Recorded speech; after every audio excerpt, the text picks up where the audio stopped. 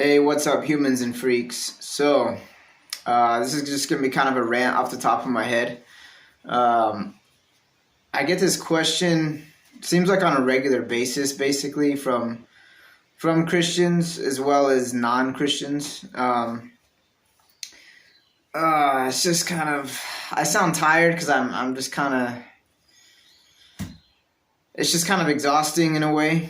But, you love people, so you explain. So, who is the real Jesus Christ? And what is the church? Those seem to be the two hang-ups for even Christians. Professing Christians and, even real Christians, I believe, sometimes we get caught up, hung up in a bad way, and we start to wonder, who really is Jesus Christ? I can think of a couple examples this week. So, one guy, and he's a true believer. I believe that 100%. I mean, I know him.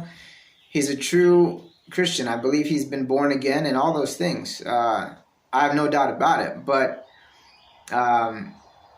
he he was getting a little upset because of the way that I confront enemies of the cross and Christ and Christians, and basically the way I confront Satan's army. I don't play around with Satan's army, man. I mean, you step to me with any of your satanic BS, I'm blasting you straight in the middle of your forehead with both guns blazing, both barrels. I'm not playing with you. I don't understand what the big deal is. So, this guy recently was trying to say how he doesn't care if we have rights for guns in America. He doesn't care, and he doesn't care about it. It's not, he would rather have us not have guns. Basically, he's one of these communist, liberal, Democrat, just God-hating soy boy. He's basically like an Antifa person. You know what I mean? Basically, that's what he is. And I just stopped him dead and I said, look, you're a tyrant and you think like a tyrant. This is tyranny, what you're describing. I'm not playing games with you. So anyway, I stopped it right there. That's it, And he stopped right there. He shut up because he doesn't want to go there. He doesn't want to take it to that level. He wants to play this little game of, we can have these discussions and we can debate and we can blah, blah, blah. No, there's no debate here. You're an enemy. Period. You're an enemy of America. You're an enemy of God. You're an enemy of all that is good. You are an enemy. I am not playing games with you. I'm not having a debate with you. I already know where you're at. You know where I'm at. Don't try and play this cutesy little game with me. That's it. So anyway, this Christian friend of mine thought that, he wasn't around for it, but I was telling him about it. He thought that's too harsh. No, it's not too harsh. If anything, that's too light. See? So my Christian friend was trying to tell me how, he has a view of Jesus that he does have the correct Jesus, but he also views Jesus as this very passive person, someone who doesn't get fired up, someone who doesn't yell and raise their voice. He views Jesus as just like this very calm, 100% calm, never fight. And I'm like, no, man, dude, the political leaders of Jesus' day were also the religious leaders of Jesus' day. Yeah, there was Caesar in Rome, right? There was all that. But there were also the Pharisees, who were the religious leaders of the day. Jesus blasted them time and time again, over and over and over. Because not only were they the professing spiritual religious leaders of the day, they were also had political influence. Okay, so Jesus doesn't play games with that. Neither do I. I don't play games with that. So anyway, that's one thing. But here's the deal. So who is Jesus Christ and what is the church? Who is the real Jesus Christ? Okay, Jesus has always existed. Always. From before the beginning, right? He's eternally existed. Always. Jesus is not a created entity or a created being. Okay? So let's get that clear. He's always existed. He's 100% God. Okay? Not 99%, not 99.9%, 100% God. When he walked the earth, he was 100% God in the flesh. Okay? So, it's called the hypostatic union. That's the theological term, but it's God in the flesh. So 100% God, also being 100% human. God inside a human body. Okay? Experiencing hunger, experiencing all sorts of things. All the human experiences we have, Jesus Christ experienced when he was on the earth. Okay. He was crucified. He was buried for 3 days and 3 nights. He rose from the dead.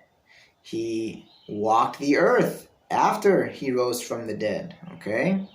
Appeared to many, many people over a period of time. Then, and here's the thing, he bodily resurrected from the dead. He didn't spiritually resurrect from the dead only. Of course, he spiritually resurrected as well. But he didn't have to spiritually resurrect because he never spiritually died. So I'm getting into, it may seem like I'm splitting hairs, but I'm not. This is very important. Jesus never spiritually died, ever, because he's God, okay? So that's heresy to say Jesus spiritually died. Never did he spiritually die.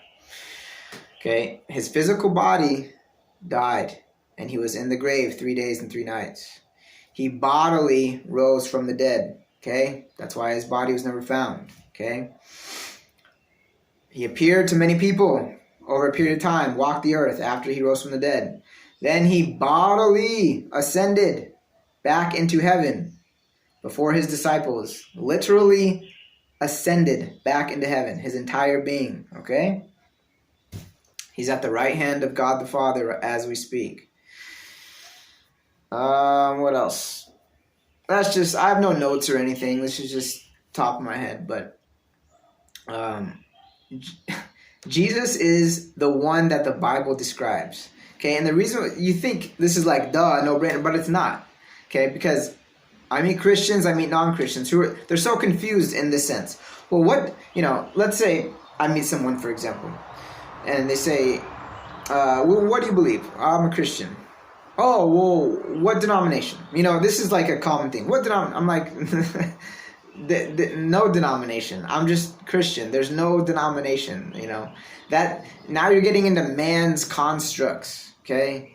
You're getting into man trying to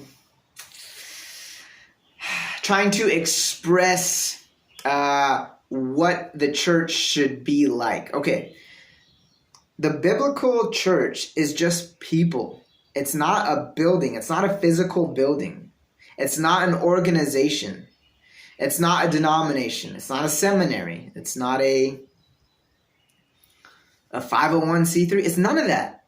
The biblical church is literally every human being on planet Earth that has been spiritually born again through Jesus Christ, that has the Holy Spirit living inside of them. That is the church, the collective body of all of those human beings that have been spiritually born again. So we, the people that are Christians, we are the church. You can't go to church, okay? You are the church if you're a Christian, okay? So you guys gotta get this thinking out of your head. It's not a building, okay? It's not a denomination. Like I said, it's none of those things. It's the people. Okay, now, within that body of people, you have pastors, you have evangelists, you have teachers, you have preachers, you have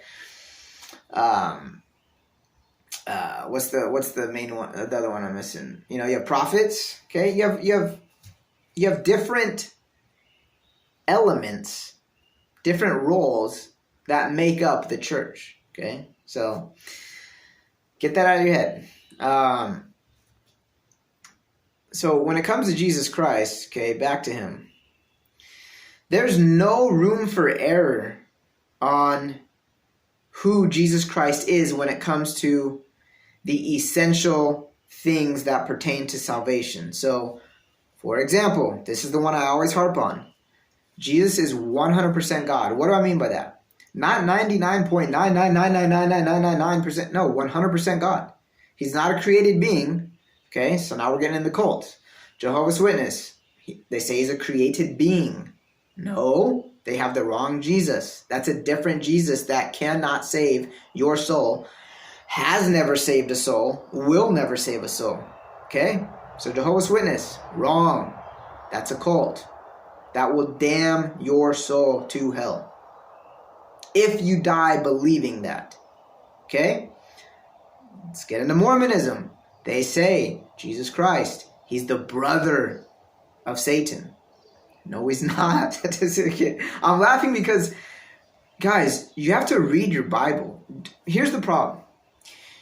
You're trusting in a pastor, an organization, a church organization. You're trusting in all these things other than the Bible. Okay, let's go to another cult. Catholicism, Roman Catholicism. So Jehovah's Witness, Mormon, Catholicism, the largest Christian cult on planet Earth. The largest by far, like 1 billion plus. They'll tell you certain things like, oh yeah, we believe Jesus is the Son of God. We believe in the Trinity. They'll say that. They'll say some things that on the surface are true. Here's the problem.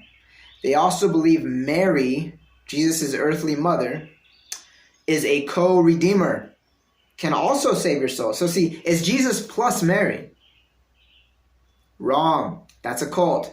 Again, will damn your soul to hell. These cults will damn your soul to hell if you believe them and you practice what they preach. You will find yourself in hell. No joke, no lie. This is not a game. Okay, you have all the other cults out there. Name them. Christian Science. You have let's go with, you have the Pentecostal churches that say, unless you speak in tongues, you're not born again. Cult. Wrong. Will damn your soul to hell. Okay? There's some good Pentecostal churches out there, though. But again, stop looking to names and organizations, okay? So, anyway, if they have a rainbow flag outside their building, that's a dead giveaway that is not a Christian church. And a lot of them do these days. That is not a Christian church. Now, are there Christians on this planet who have been homosexual? Of course. I've known plenty of them. Okay? They're not homosexual anymore. At least they're not practicing homosexuals. Now, let's get into this a little more. Is there such a thing as a Christian who identifies, if you were to ask them, are you sexually attracted to the opposite sex or the same sex? They would tell you, and I've met these people, well, I am still sexually attracted to the same sex. However, I do not act on it. See, that's the difference. It's the practice of it. It's just like myself. Let's take myself with drugs. Drugs was my main thing before becoming a Christian. Drugs was that world was where I was going. And again, you all know my story. Thank God I never got to the hard stuff like heroin or meth or anything like that. I mean, I did whatever. Did ecstasy a little bit, cocaine once, psychedelics. But my thing was, before I met Jesus, was I'm going to use drugs to get in touch with the spirit world. Now, when I got saved, it's only by God's grace and mercy that he literally had to go inside my heart and pluck that out from the root. Like literally just God went, boop, Brandon, you cannot you can't have any, any leftover residue of the desire or even the temptation to do drugs. You cannot handle that. Brandon Thomas, you cannot handle that. And guess what? That's true. God is right. That's why I have never had to struggle with drugs my whole Christian walk for, 16 years.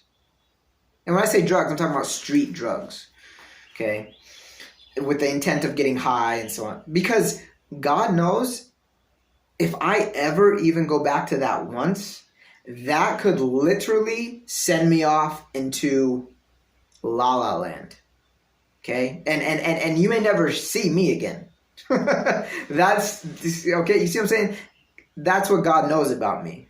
And I know it's true. But see, there have been other sins that I have committed since becoming a Christian. Of course, plenty in the last 15 years. But here's the deal.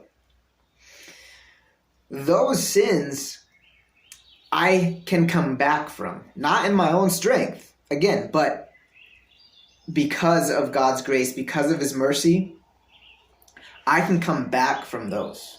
And I always have, okay? I've never gotten into a habitual practice of, I guess in the Christian world, you would call it backsliding. Have I ever backslid in 15 years? No. I can honestly say I haven't. Now, I don't say that boastfully at all, because I was just having this conversation the other day with somebody. My deal is this. The danger in me not having any severe backslidden times in the last 15 years doesn't mean I was always on fire. Quite the contrary. My blind spot that I've realized at times is I can be lulled into a sense of complacency and comfort in my Christian walk, where I'm like, it's all good. We're all good.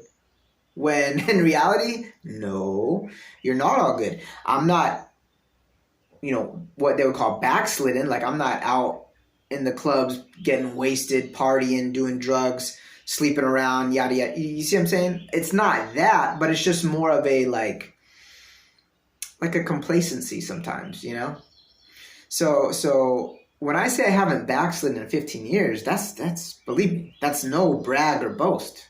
I know it's not because of me. It's only because of God. So anyway, back to the whole deal. It is possible. It is very possible. Again, I've met them. I know them. They're real people. That a Christian can still have sinful desires, but they're not practicing them. They're not acting upon them. That's the difference. It's not their way of life. So the homosexuals that I've met in the past, and I still know, they could say, yeah, I still have that temptation to be sexually attracted to the same sex, but I don't act on it. I'm not living like that anymore. See, that's the difference. They're still Christian, but they're not living in homosexual lifestyles like they were before. See what I'm saying? So it's the same thing. You could have been a Christian. Before Christ, you could have been an alcoholic, let's say. Now, you get born again, and it's the same deal. You're not getting drunk all the time. It's not your lifestyle. You're not doing it anymore. But do you still have a desire sometimes to just get blacked out drunk? Sure. But you don't act on it. That's the difference, you see. And even if you do, I mean, I've been drunk before, sure. I mean, I've been drunk probably, if I were to guess, maybe 10 times in 15 years. Again, not on purpose. I mean, there was, I remember a time I was just sitting watching some sports with someone, I forget who. And I wasn't paying attention. I mean, I had a few and I was fine. But then I had one too many. And I was like, oh no, it's not good. Just threw up all over. And it happens. But you see, that's not my lifestyle. Now, I would say, on average, I have a drink I'd say probably 3 times a year, 4 times a year. That's it. I mean, you don't find it in my house. It's not, whatever. It's not me. But I'll have a beer with you. Sure. I'll have a glass of wine. Sure. But so anyway, guys, just Jesus Christ. I'm going to put links in the description below. You got to go to the Bible. Stop going to, all those places, like I said. And what is the church? It's us, the people. Okay. So I just had a conversation again. These have been coming up lately with people. Oh, I don't want to go to church because they're all, most of them are corrupt. Not going to lie. Most of them are corrupt. That's true.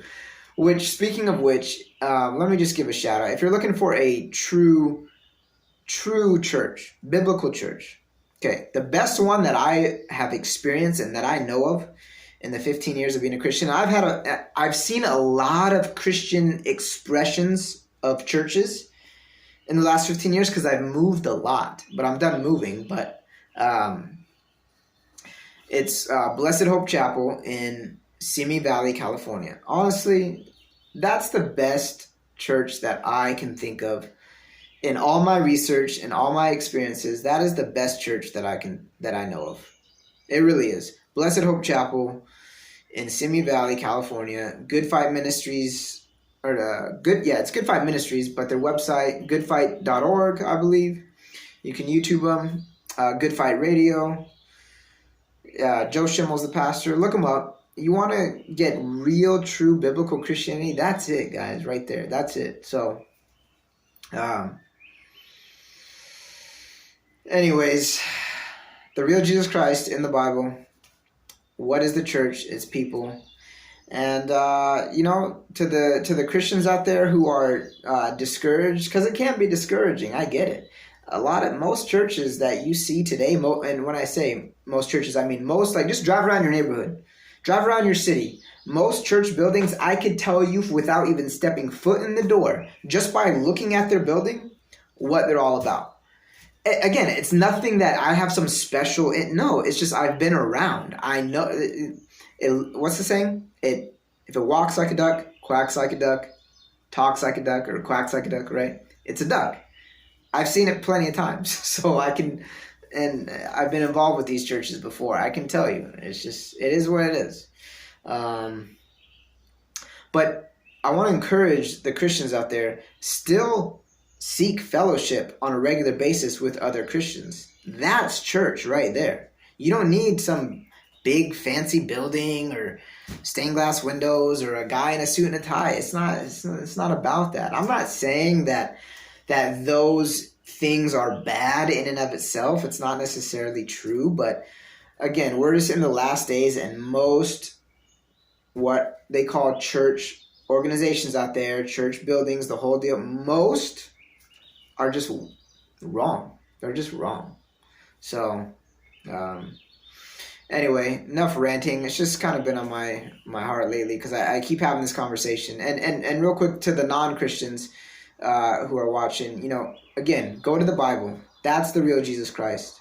And the real church is just people who have truly been born again spiritually, that have put their faith and trust and have repented of their former life, and now are seeking to obey and seeking to please, God rather than themselves and rather than mankind. All right. Till next time, God bless.